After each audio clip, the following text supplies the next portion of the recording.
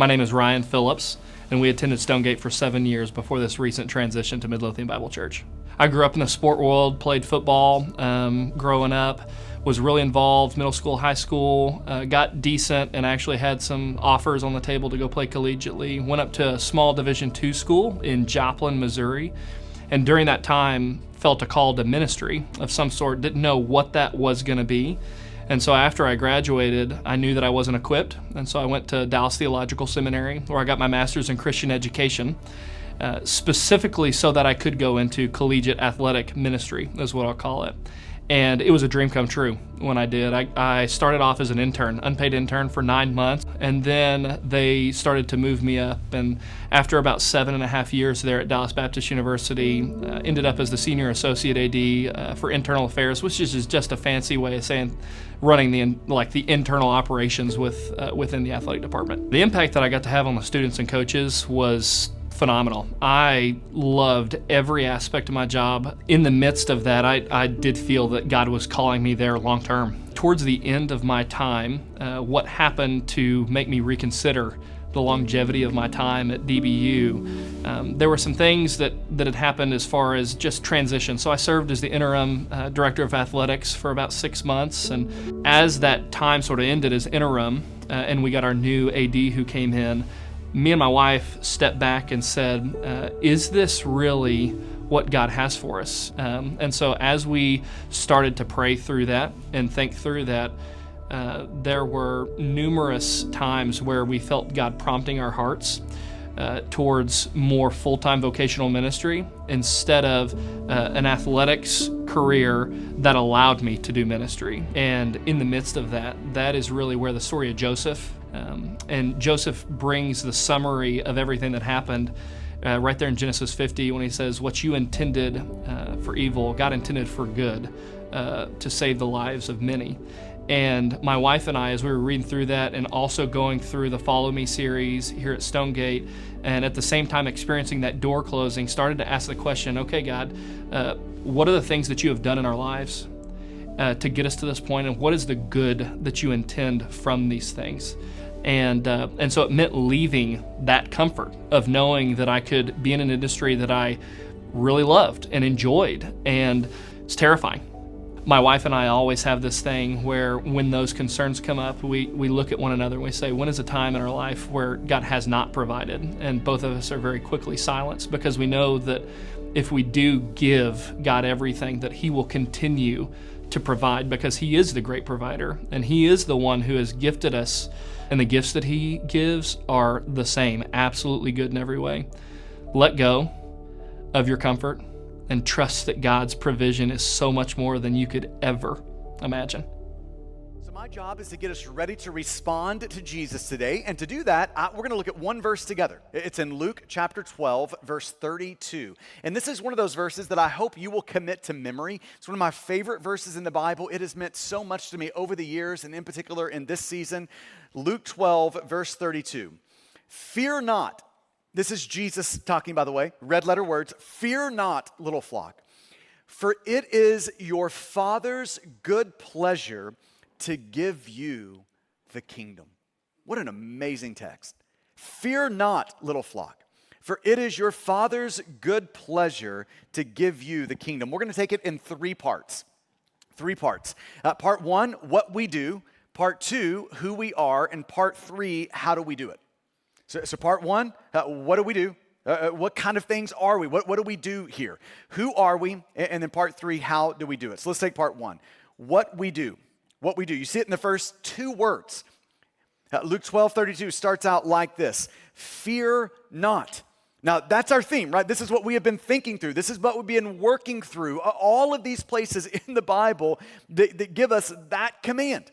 Right? That is the command that you find everywhere in the scriptures. It is the command that you find more than any other command in the Bible. Joshua 1:9. Have I not commanded you? This is God looking at Joshua and saying, Joshua, let me just remind you, this is a command, right? Have I not commanded you? Be strong and courageous. Do not be frightened and do not be dismayed, for the Lord your God is with you wherever you go. In Genesis chapter 15, God appears to Abraham, and He says to Abraham, fear not, Abram. I am your shield, and your reward shall be very great. The prophet Isaiah, God says through him in Isaiah 41, fear not, for I am with you. Be not dismayed, for I am your God. I will strengthen you. I will hold you. I will uphold you with my righteous right hand. You just see this command over and over and over again to fear not. Isaiah chapter 43, verse 1, fear not, God says, for I have redeemed you. I have called you by name. You are mine. Then you get all the way to the end of the Bible, Revelation chapter 1. Verse 17, Jesus says again, fear not, I am the first and the last and the living one. I died, and behold, I am alive forevermore. I have the keys of death and Hades. You see this command everywhere in the scriptures. Now the question is, why? Why does this command show up over and over and over and over again in the Bible? Well, one answer would be this. Because following Jesus requires us to fear not. Following Jesus requires a person to fear not. If you think about following Jesus, it takes a lot of different things. There's a lot of ingredients that go into a person following Jesus faithfully. We often have used the analogy of it's like a recipe to a complex cake. There's just all those ingredients in there. There's wisdom that it takes. There's a heart that is awed by Jesus, just continually re-stunned by Jesus, a heart that's enjoying Jesus and loving Jesus. It takes a heart that actually loves people, that moves toward people in love. It takes resilience and some endurance. It takes humility and compassion. There's a lot of ingredients in there. But the Bible over and over shows us that one thing following Jesus requires is courage. The willingness to move forward with God even in the face of fear. It requires courage. Following Jesus really does require a person to fear not. Now, courage is not the only thing you need. You can have courage and still not follow Jesus faithfully, but you will never follow Jesus faithfully without it. You need courage. Courage is like flour in the following Jesus cake. You're just not going to follow without that, without courage being in there. You cannot follow without courage. If fear gets the final word in our life, then following Jesus will be impossible. We can't do it. We won't do it if fear is getting the final word in our life. Following Jesus requires a person to fear not. Now, here's what that means. Fear is one of the great enemies of your life. When you think of the enemies in your life, I don't know who's on that list or what's on your list, but fear ought to be right there at the top. Fear is one of the great enemies of your life. And that command, fear not, shows up everywhere in the Bible because that particular thing, fear, is one of our common enemies. It's not just your enemy, it's our enemy. It's something that every single one of us struggle with. You struggle with it. I struggle with it. The Bible is just so clear that it's like, yep, this is in all of our life. Fear is present for all of us. But now imagine someone asking you that question. Are you a fearful person? We tend to give a very quick no to that. No, of course, I'm not a fearful person. Right? Probably out of fear that we do that. Right? It's just impossible to look good when you're admitting and confessing your fear. Right? So we tend to give a quick no, but if we just slowed down for a moment and took a good long look at our life, we will see fear everywhere. You will see fear everywhere. We've used a bunch of different examples of that. Fear shows up in personal insecurity. This is some of what Jimmy talked about in week 2 of our set of sermons on the fear of nakedness from Genesis chapter 3. Fear orients our life around self-preservation and self-protection. The only thing we can see is, how am I going to be safe and how am I going to be secure? We can't get to loving people because we're so fearful about how are we going to take care of ourselves. Fear causes us to avoid failure. It causes us to avoid those hard but necessary conversations. It makes vulnerability impossible. We can't confess our sin and let people see the actual us. Fear keeps us from these things. Fear makes sharing Jesus impossible. We'll talk about that next week. Fear paralyzes decision-making. Fear gives certain people an outsized place in our life. And, when you look back over your life, one of the things that you will find is those decisions that we have made out of fear tend to be the decisions that we regret most. You know, when I think about our church family, I really do want you, like not just us, but I really do want you to go to every place Jesus wants you to go, to do everything he wants you to do, to become the person that he wants you to become. I so badly want that for you. And here's what I know about getting there.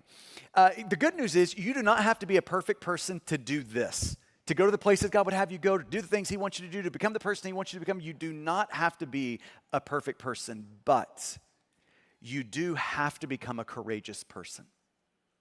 There is no getting there apart from courage. Courage is necessary for the journey. And Ed Welch is right. The first step in overcoming our fears is to locate them. And part of what I hope is happening for you over the last few weeks, as we've just worked through this theme in the Bible, is that you are beginning to locate your fears. Like, where are they? In what places? You're able to talk about those fears, locate your fears, and then we collectively as a church family can get about the work of killing those fears, of overcoming those fears, of our fears being replaced by courage, that confidence in God so that we can move forward with him even in the face of our fears. Church, Jesus really does want you free from fear. Isn't that amazing? I mean, this is his whole heart in this text. He's looking at you and saying, fear not. He really does want you free from fear. He wants you to live with courage. Jesus so badly wants that for you, and he lived, he died, he walked out of the grave to make it possible for you. What we do, fear not, Jesus says. Now part 2, who we are. Who we are.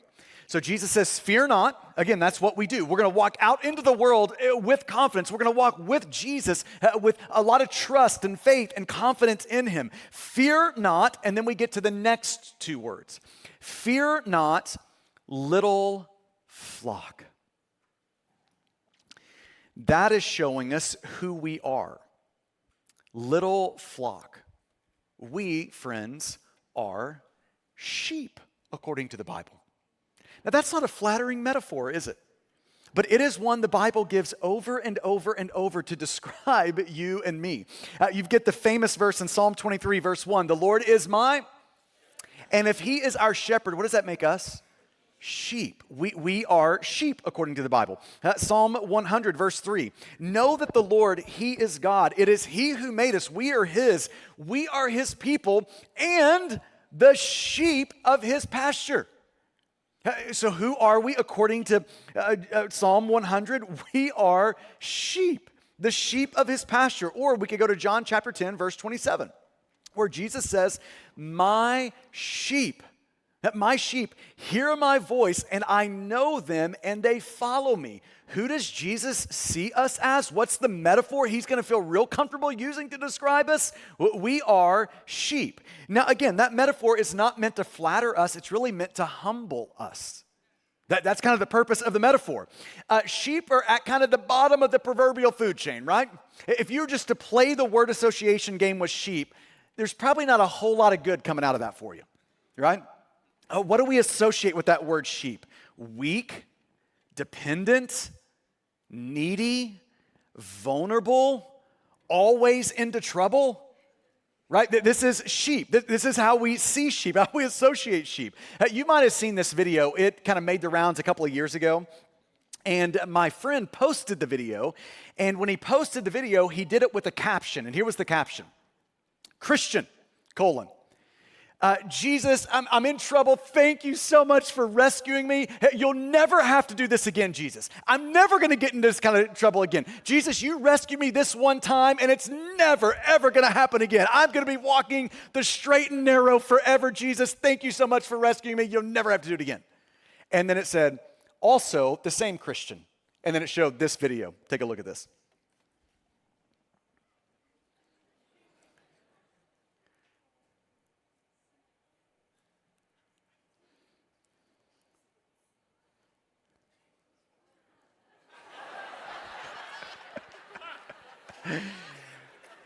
You know what? That's not a bad picture of our lives, is it?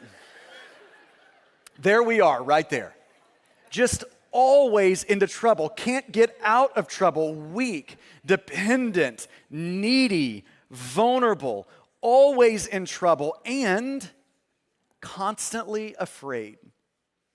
You know, sheep, they're herd animals, right? They're just always afraid of the next thing that wants to eat them.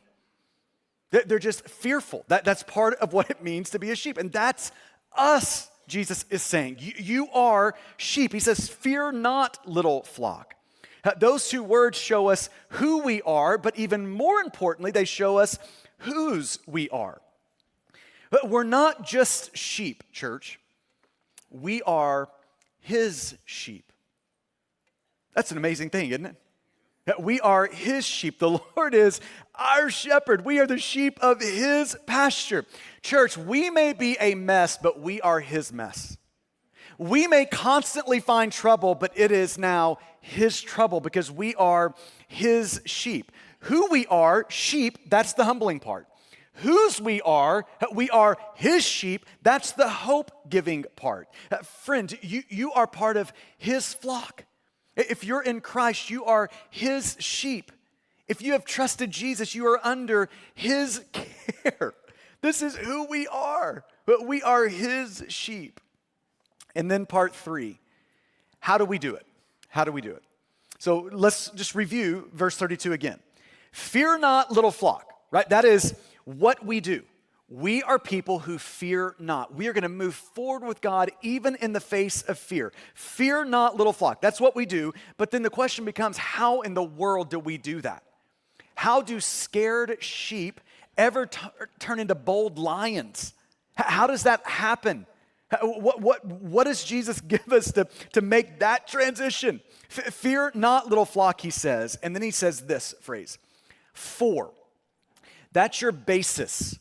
That's your foundation. This is what the command fear not sits on. For, here's how you're going to do this. For it is your Father's good pleasure to give you the kingdom. What an amazing promise. Now, this passage opens the door for us to look inside of God's heart and to see what's there. It shows us who God is and what God is like. Jesus says, if you want to know what your God is like, here's your God. Your God is the good shepherd. And that good shepherd is a faithful father. Jesus is just layering in the metaphors. Your good shepherd, he's a faithful father. He cares for his little flock, his little family. You might circle that word little in Luke 12:32. That word little is a term of endearment. It is how a loving father might get down on one knee and talk to his kids. It's the way a loving father would get down on that knee and talk to his kids about how much he loves them, how much he delights in them, how his heart is so for them, that they are his. They are the sheep of his pasture, right? He loves them. He is promising everything that he is to be at work for their good. All of his power is going to be leveraged for their good, doing good to them. It's a term of endearment. And I think some of us probably need to hear that this morning. I am so aware that some of you came in here this morning and all you can see is the trouble you've been in, or maybe it's the trouble you're in now. All you can see is the trouble you've caused for other people, the trouble you've caused even God. All you can see is those things. And it makes you ask the question, how in the world could God ever love me? How could he ever like me? I don't even like me. How could God like me? It makes you ask that question. And if that's you today, you have a decision to make. Will you trust what you think about God's heart for you? Or will you trust what Jesus says, what he thinks about God's heart for you? And here is how Jesus talks about God's heart for you. Little flock, my dear children, my family, that I love, that I have purchased, that I have made my own, that I am promising to be with and for forever. Friend, that is how God sees you. It's how he feels about you today. Even when he's pulling you out of the ditch again, this is how he feels about you. Our faithful Father is a generous king. So yes, God is the good shepherd who's our faithful father, and that faithful father is a generous king. So Jesus says, fear not, little flock, for it is your father's good pleasure to give. To give. He is generous. You have never met anyone in your life who is more generous than God is. You've never met that person because there is no person more generous to him than him. And he doesn't have to work himself up to generosity. He doesn't have to convince himself that he needs to be generous today. He doesn't do a loan type thing where I'm going to charge him 25%. I'm going to murder him over the next 5 years to get all my money back. He doesn't think about that way. That is not our God. No, it's your Father's good pleasure to give. This is who God is. It's showing us what God is like. He is a generous king. He doesn't give because he has to. He gives because he is glad to. Now, why would we say that God is a generous king? Well, it's because of those last two words. For it is your Father's good pleasure to give you what? The kingdom. He's giving you a kingdom. This means God is the king who is going to give you a kingdom. Now, when Jesus says it's your Father's good pleasure to give you the kingdom, that is Jesus going nuclear. That is Jesus. He's filling in the blank. What am I going to tell him that God's going to give him? It's your Father's good pleasure to give you and this is him just saying, I'm going to throw the biggest thing in that blank that there can be to put in it. Here's what I'm going to say, the kingdom. It's the biggest thing that Jesus could say. This is what God gives. He gives the kingdom. This is who God is. He's a generous king. Jesus is saying that your Father is the king. He is the king. That means he owns everything. He owns the kingdom. And it's not a kingdom, it's the kingdom. Right? He has an endless supply of everything. He is the king, but he's not just a king.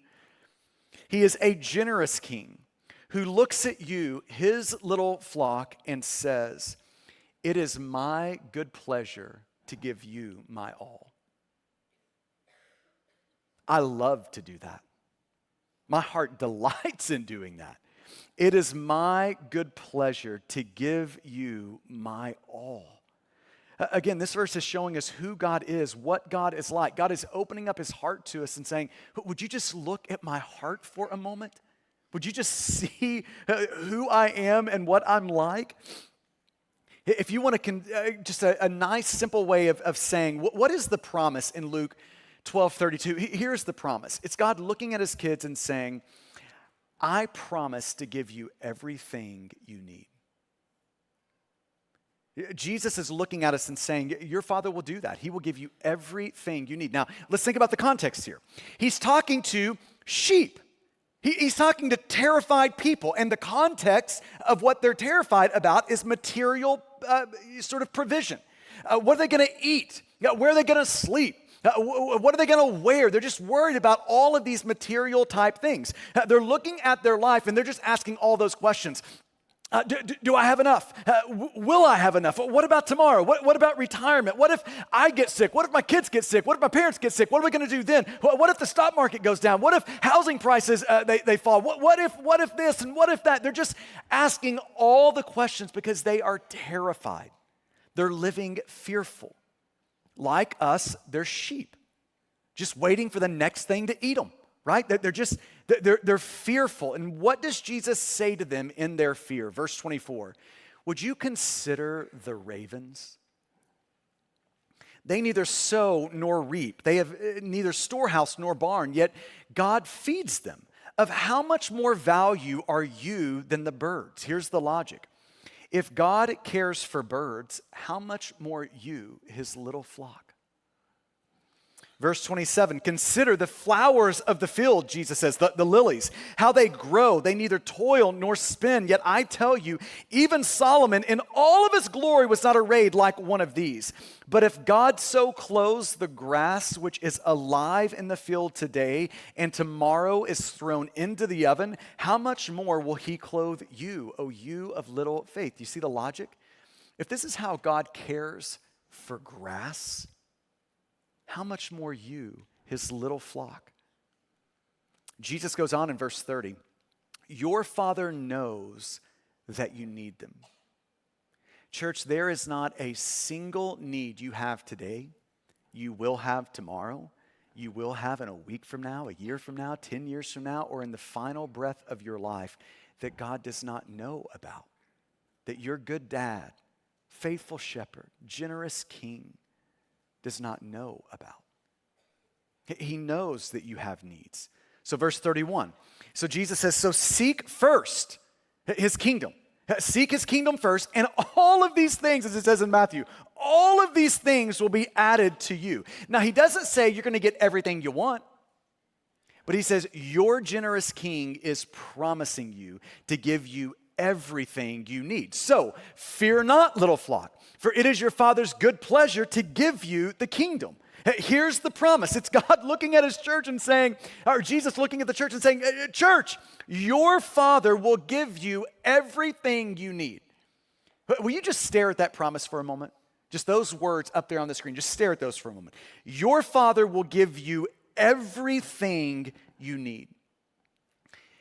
Look back over your life for a moment.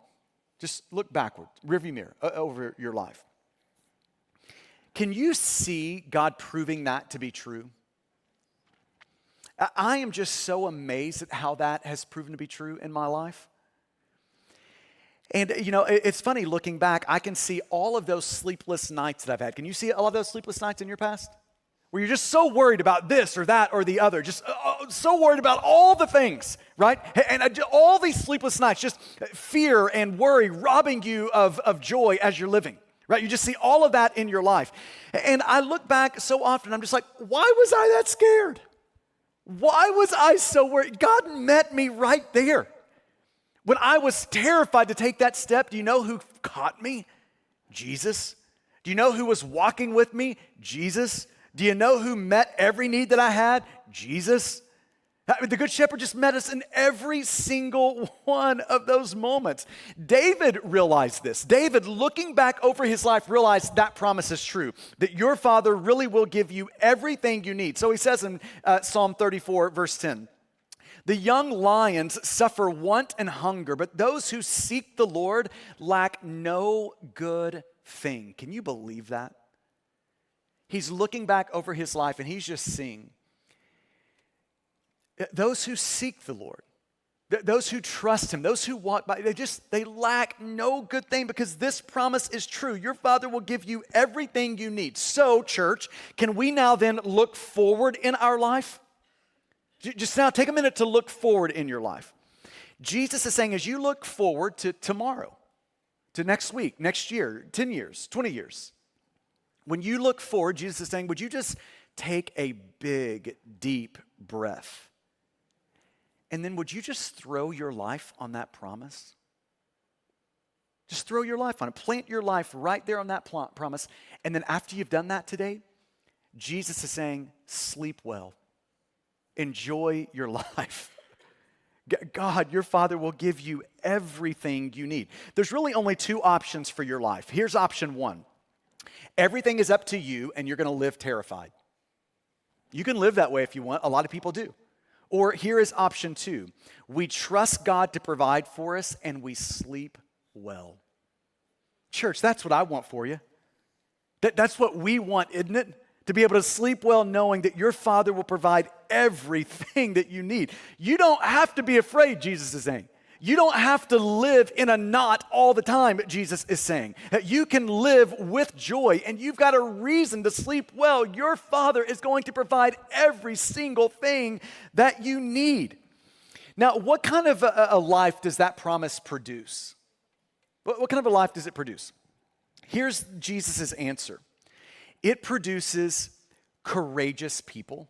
That's what that promise produces. Courageous people. People free to follow Jesus. That's what the promise, your Father will give you everything you need, is meant to produce. Part of what Luke 12:32 is doing, fear not, little flock, it's your Father's good pleasure to give you the kingdom. That verse is meant to make our fears look ridiculous. And they really are, aren't they? Our fears really are, at the end of the day, they're ridiculous.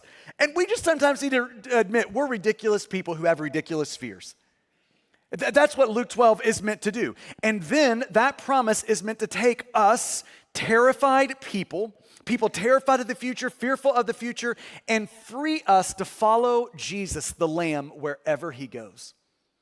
That's what this promise, this verse is meant to do. And Jesus shows us that, the kind of freedom this promise is meant to produce. He says in verse 33, you are now free. When you believe this promise, you are now free, verse 33, to sell your possessions and to give to the needy.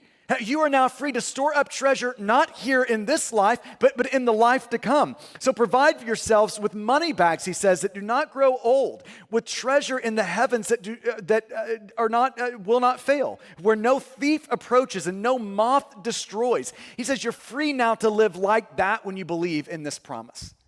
That is the freedom it's meant to produce, the courage it's meant to produce. So church, will you just, again, look at that promise. Your Father will give you everything you need. Just stare at that promise for a moment. That is a fear-killing promise. Behold it, but believe it. Preach that promise to yourself. And just ask yourself this question. What would happen? What would my life be like? What would my sleep be like? What kind of a person would I become if I actually believed that promise? Oh, how good we'd sleep, how joyfully we would live, and how calmly one day we would die if we believed that promise. So church, here we are. And I have 3 asks of you today. 3 things I want to ask you. Number 1, in light of that promise, would you give your life to Jesus? Give your life to Jesus. Before we can gladly give stuff to Jesus, we first have to gladly give our lives to Jesus. This is really about wholehearted, whole life surrender. When is the last time you have looked at God and said, God, I just want to say this again. My life is yours. Everything. It's all yours. My life, my days, my time, my energy, my effort, my resources. God, it's all yours. Here is my life. Would you just say that to him again today? For some, it may be the 1,000th time. And that's great. We'll make it 1,001 today. God, here is my life. It is yours. Give your life to Jesus. Here's my second ask, is that you would give your openness to Jesus. Your openness. Here's what it means to come to God with a closed heart. We talked about this last week. To come to God with a closed heart, you have to imagine there's a vault that's behind your life. And in the vault is where you put all the things that you really look to for life. You put all those things in the vault. So they're the things that you really look to for safety in your life and security in your life and to make you feel good and secure. And then what it means to come with a closed heart is we leave all of those things in the vault and then we come to the Lord with what's negotiable. God, here's what we can talk about. Here are the things that you have the right in my ask to kind of poke on, pry on, maybe even ask me to give or to do. So God, now we can talk about what's negotiable. And friends, when we come with a closed heart, it is spiritual suicide. Just ask the rich young ruler. On the other hand, here's what it means to come with an open heart. We crack the code back there, we open the vault, and we take all of those precious things in our life, all of those little mini refuges that we have a tendency to want to, sort of find some security and hope in. We take all of that stuff out of the vault, and we set it before the Lord. Then we take our hands off of it, and we say, God, even this. That's what it means to come with an open heart. God, even this. I'm going to listen to you again today, God, and whatever it is that you want, that's what I'm going to do. I'm a yes, whatever it is that you want. That's coming with an open heart. And friends, that is where faith starts. It starts with openness, taking your whole life, everything before the Lord and saying, God, whatever you want, that's what I'm in for. So would you give your openness to Jesus, your life, your openness, and then thirdly, this is our moment to give our glad-hearted sacrificial gift to Jesus. No one is saying it's got to be this or that. That is between you and the Lord. Right? What I'm asking of you is, would you open your heart to Jesus and would you bring everything out before him and would you say to him, Good Shepherd, it's all yours. So whatever you want, Good Shepherd, that's what I'm going to do. God, whatever you want. I want to step into this moment. So God, what do you want? What is that one number that represents sacrificial, glad-hearted generosity? What's that number that would change me over the last year of Follow Me? God, I'm a yes to that. Now, what will keep us back from doing that? Giving our life, our openness, our gift to Jesus. What will keep us back? It's that 4-letter word, fear. Fear is the thing that keeps us back. When fear gets the final word, we cannot follow Jesus. That's why, in the words of that great theologian, Matt Damon, sometimes all you need is 20 seconds of insane courage. Following Jesus means you're going to need that kind of insane courage along the way. Without that sort of insane courage, fear will keep us from going to the places Jesus wants us to go. Fear will keep us from doing the things Jesus wants us to do, and it will keep us from becoming the person Jesus has for us to become. To follow Jesus really does require us to fear not. So, church family, fear not, little flock, for it is the Father's good pleasure to give you the kingdom. Would you bow with me? And I want you just to take your commitment card and just set it there on your lap. And there's a couple of things I just want to explain about it. First, this moment really does matter. It not only matters to the thousands of people that are going to meet Jesus, get connected to his bride, and grow up in Jesus and be sent out on the mission of Jesus. It doesn't just matter to them, it also matters to you, because these moments are defining moments in our life. And we all have a few of these defining moments. They're moments that really do change the course of our life, set a new trajectory in our life.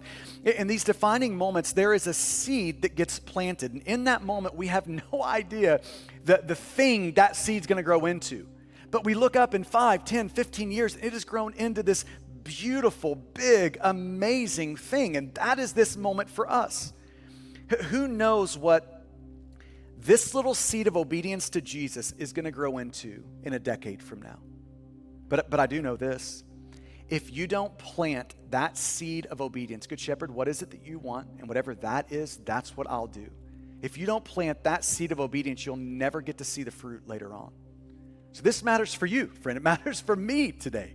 These are the defining moments of our life. Secondly, the commitment that you're making, that one number, it's representing total giving to Stonegate over the Follow Me season. So if you've been in for 2 years, it's over the 2-year season. If you're just coming in now, it's over the last year of Follow Me. But it's not an extra amount. It's the total that you're giving to Stonegate during the Follow Me season.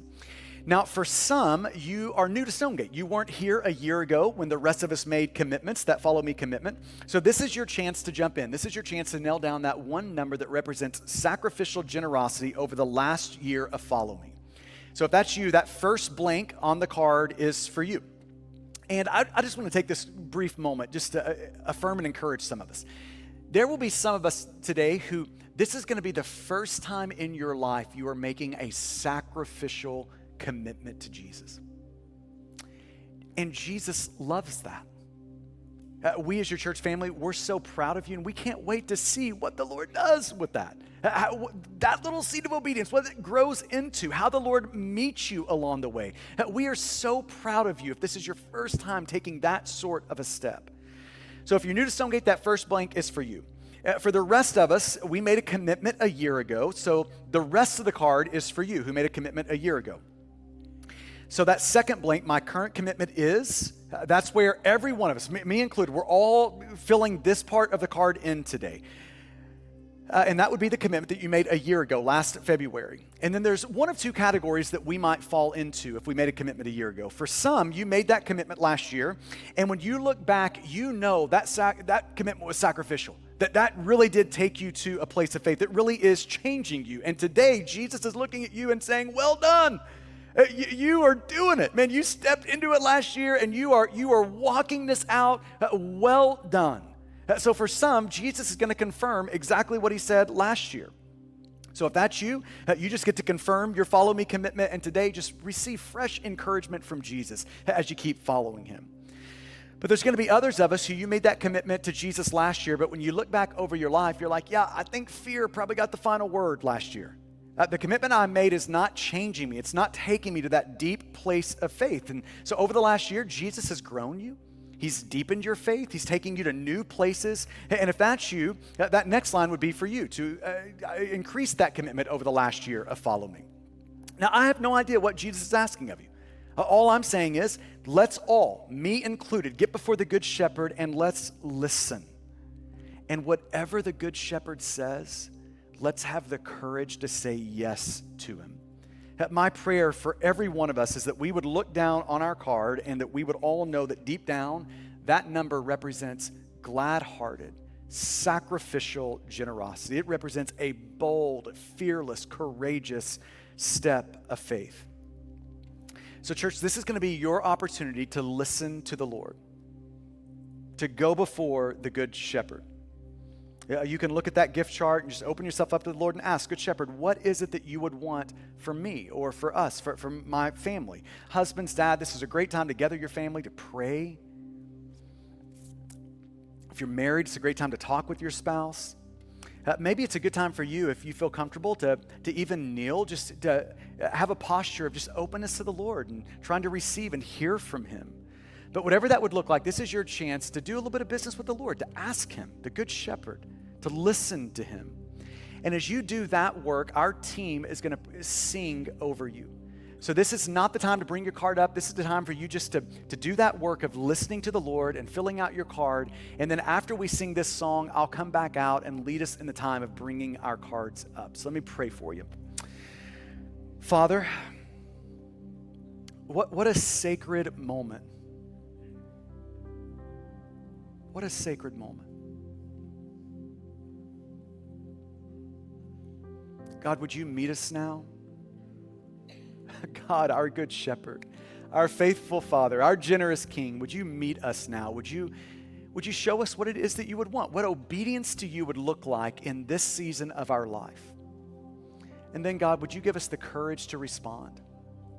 So here we are, we, your people, are listening to you, our God. Speak now to us. It's in Jesus' name we pray. Amen.